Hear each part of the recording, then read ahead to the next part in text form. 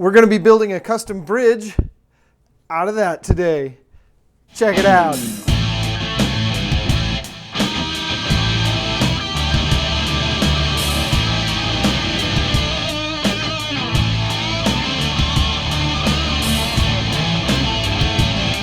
First thing I'm doing is laying out, just kind of doing that gut check of putting the bridge that I bought where it goes, and I'm using a 24 3/4 inch scale, so I'm burning an inch on the nut end down here, and then I'm lining up the 1 inch mark with this, and it's just to get a feel for, you know, this is where the bridge should go here, and then we're going to substitute in this guy, probably just drop her right on there, and get a feel for the height that we're sitting at and what that means in terms of string height and all that kind of fun stuff.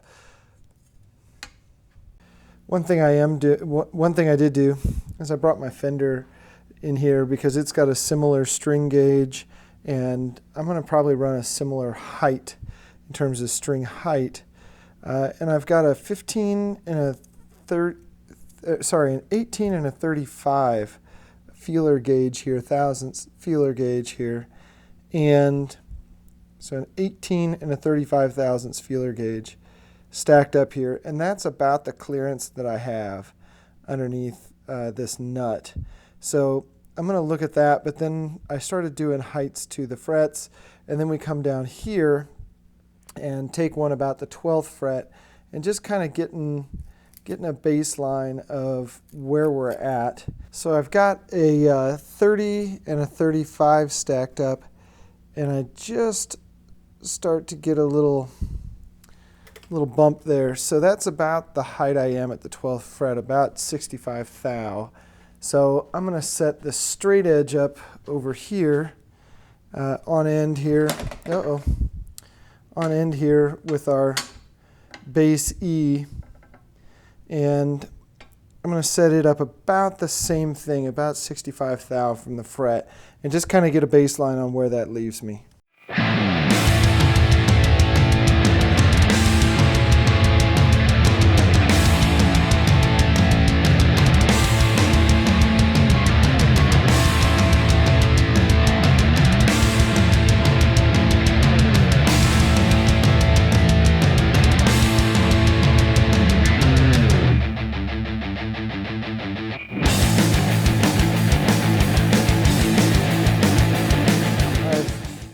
Got a general idea of where the strings are going to land and then where my mounting points are, and I just traced these off the other bridge, which is fine. I know this cleared my neck, so I know if I drill in there it'll be good.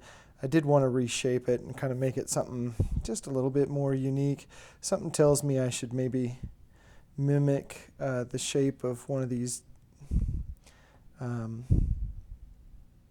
diamond plate check pattern pieces. I'm not sure if that really fits or not. I guess we can just sort of sketch it on here, you know, if you sort of made this one big thing and then came into it. I guess that might be kind of cool. I guess you'd want it to be like that. You know, something like that, and then kind of peek out there and come down here, peek out here. Maybe that's what we'll do. I kind of like that thought, so we'll hang on to that. I got to find something. I guess it's got to be even bigger than that, so it's going to be pretty big if it's going to really look the part. So anyway, this will give me my general shape of how I want to do things. I did leave like maybe ½ an inch on the front here, and I am going to slowly carve this back to the sitting point. But first, I'm going to get my height. So I'm going to mark along this front edge my heights.